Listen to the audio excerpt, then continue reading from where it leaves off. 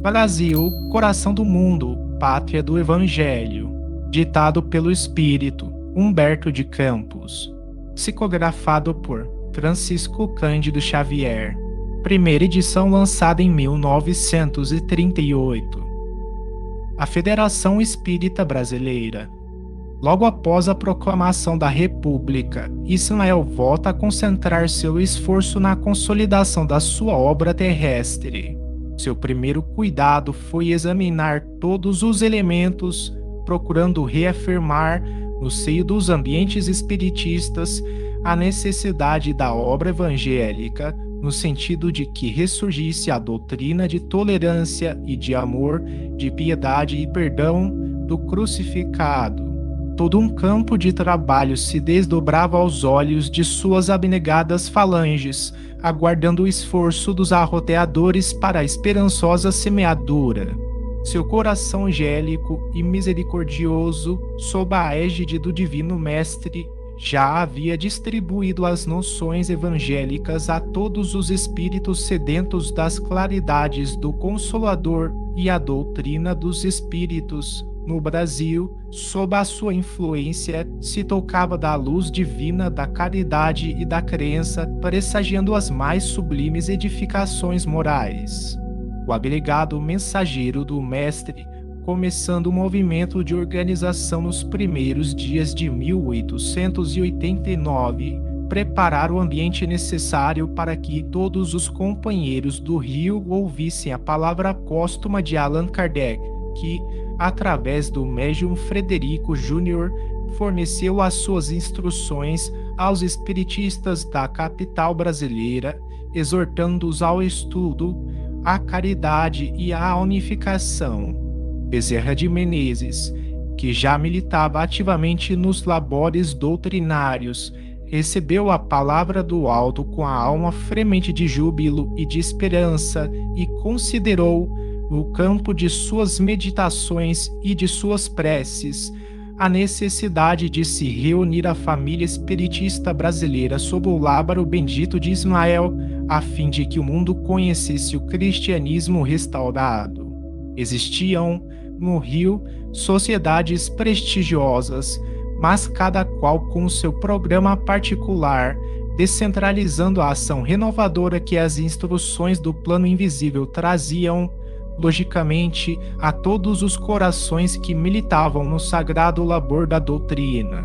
A Federação Espírita Brasileira, fundada desde o ano bom, nota 24 de 1884, por Elias da Silva, Manuel Fernandes Figueira, Pinheiro Guedes e outros companheiros do ideal espiritualista no Rio de Janeiro, esperava, sob a proteção de Ismael, a época propícia para desempenhar a sua elevada tarefa junto de todos os grupos do país, no sentido de federá-los, ordenando-lhes as atividades dentro das mais sadias expressões da doutrina.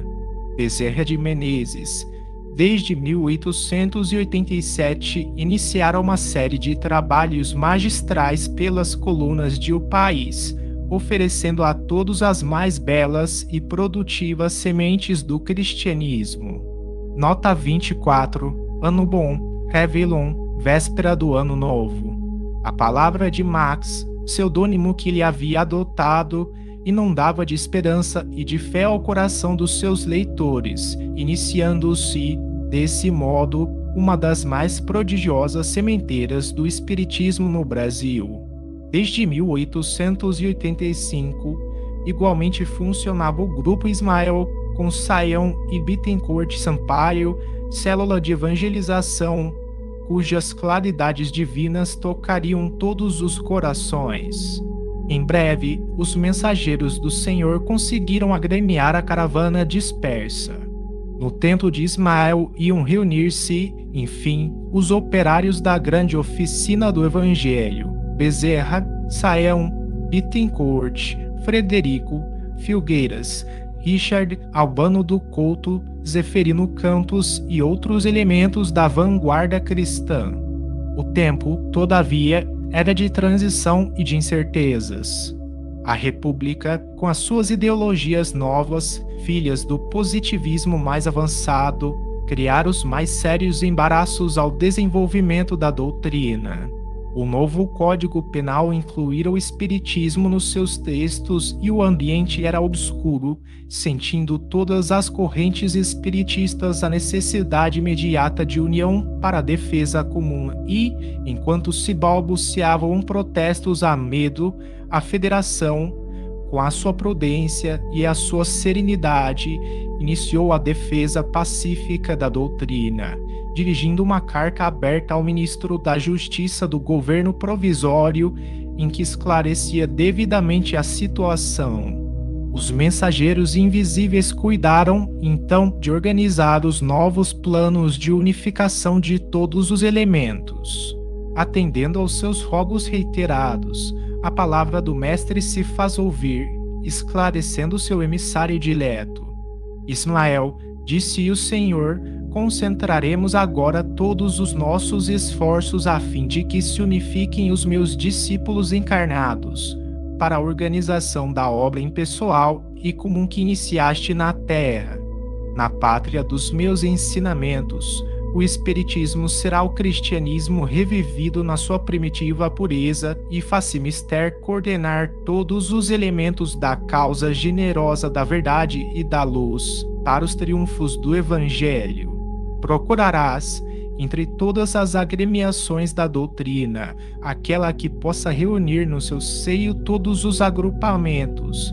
Colocarás aí a tua célula, a fim de que todas as mentalidades postas na direção dos trabalhos evangélicos estejam afinadas pelo diapasão da tua serenidade e do teu devotamento à minha seara. E como as atividades humanas constituem, em todos os tempos, um oceano de inquietudes, a caridade pura deverá ser a âncora da tua obra, ligada para sempre ao fundo dos corações, no mar imenso das instabilidades humanas. A caridade valerá mais que todas as ciências e filosofias no transcurso das eras, e será com ela que conseguirás consolidar a tua casa e a tua obra. O abnegado mensageiro do alto regressou ao trabalho, cheio de coragem e segurança no seu grandioso apostolado. As energias dissolventes das trevas do mundo invisível lutaram contra ele e contra o Evangelho. Forças terríveis de separatividade pesaram sobre os seus esforços no ano de 1893, quando o próprio Bezerra, incansável e abnegado missionário, foi obrigado a paralisar os seus escritos nas páginas de O País, depois de quase 7 anos de doutrinação ininterrupta e brilhante, um apelo a Jesus com as mais comovedoras lágrimas da sua crença e do seu sacrifício. Ismael, porém, não abandonou os seus devotados colaboradores, reuniu os companheiros mais afins com as suas ideias generosas e reorganizou a sua obra. As ordens e observações de Jesus foram por ele integralmente cumpridas. Escolheu as reservas preciosas da Federação e assentou, dentro dela, a sua tenda de trabalho espiritual. Consolidou a assistência aos necessitados, fundada em 1890, que radicou a sua obra no coração da coletividade carioca, e a caridade foi e será sempre o inabalável esteio da venerável instituição que hoje se ergue na Avenida Passos. Nota 25. Nota 25. Em 1967, a FEB transferiu sua sede administrativa para Brasília, ficando o endereço da Avenida Passos, número 30, como sede histórica.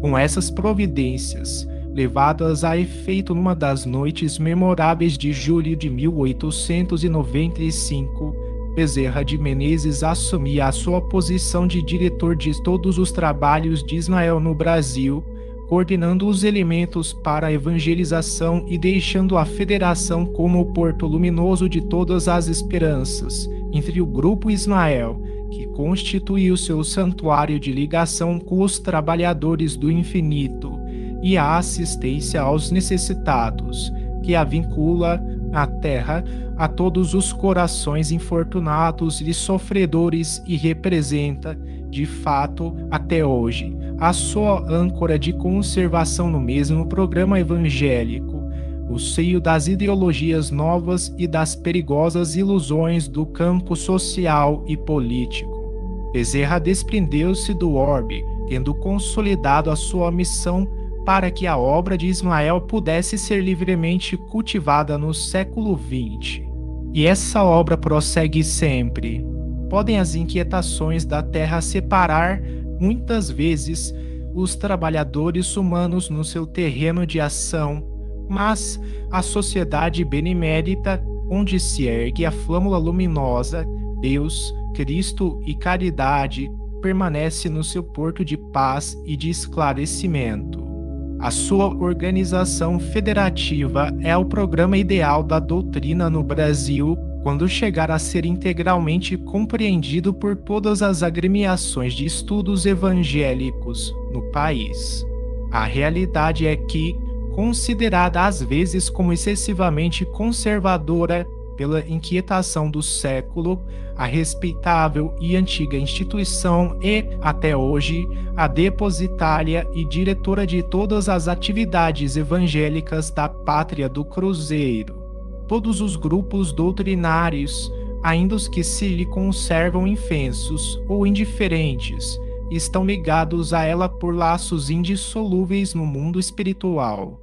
Todos os espiritistas do país se reúnem pelas mais sacrossantas afinidades sentimentais na obra comum, e os seus ascendentes têm ligações no plano invisível com as mais obscuras tendas de caridade, onde entidades humildes, de antigos africanos, procuram fazer o bem aos seus semelhantes.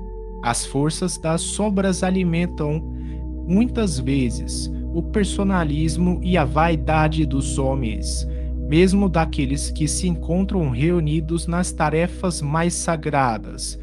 Mas a direção suprema do trabalho do Evangelho se processa no alto e a Federação Espírita Brasileira, dentro da sua organização baseada nos ensinamentos do Mestre, está sempre segura do seu labor junto das almas e dos corações, cultivando os mais belos frutos de espiritualidade na seara de Jesus, consciente da sua responsabilidade e da sua elevada missão.